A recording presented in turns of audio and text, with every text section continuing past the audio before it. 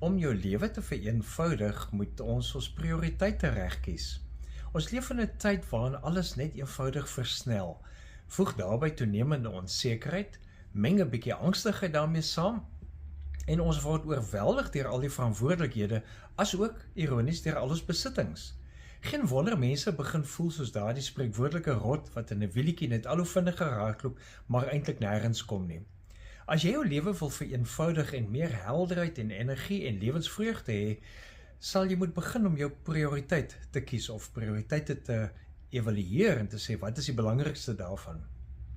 Want wanneer ons ons eerste prioriteit kies, help dit ons om te fokus en meer teenwoordig te leef. Wanneer ons eerste prioriteit kies, dan help dit om my ander prioriteite reg te skuif rondom daardie prioriteit. Amper soos die sirkels in die segmente wat 'n mens kry met 'n veerpyltjie bord. Want as jou eerste prioriteit daardie rooi kool, die sogenaamde bullseye is, dan pas alles rondom dit daarbey in. En dan weet ons wat is die belangrikste goed.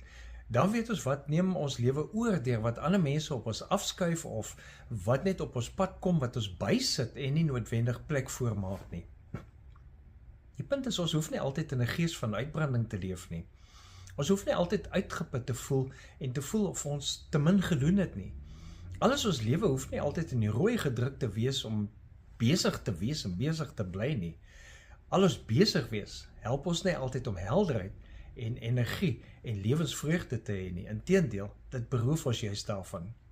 Interessant hoe ek deur die Matteus Evangelie blaai, lees ek wat sê Jesus wat besonder toepaslik is juist vir die gedagte van kies jou prioriteit om eenvoudiger te leef. Jesus sê Matteus 6 vers 24, niemand kan vir twee baase tegelyk werk nie. Hy sal of die een minder ag en die ander een hoër, of vir die een meer oor hê en die ander een afskeep. En dan sê hy, julle kan nie God en Mammon dien nie.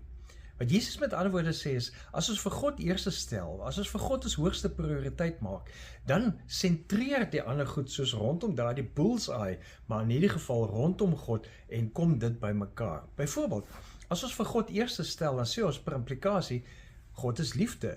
En dan beteken, dan is liefde ons eerste prioriteit, en nou begin jy vir jou familie omgee en die mense rondom, en so kring dit al hoe weier uit. En dan kom jou ander belange en prioriteite ook in plek.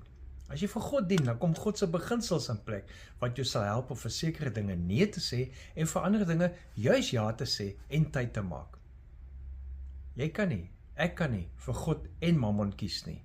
Ons kan nie vir God en 'n besige agenda, of wat ook al ons afgod geraak het, bly gelykstel nie. Ons moet by die begin, en dan die ander goed prioritiseer.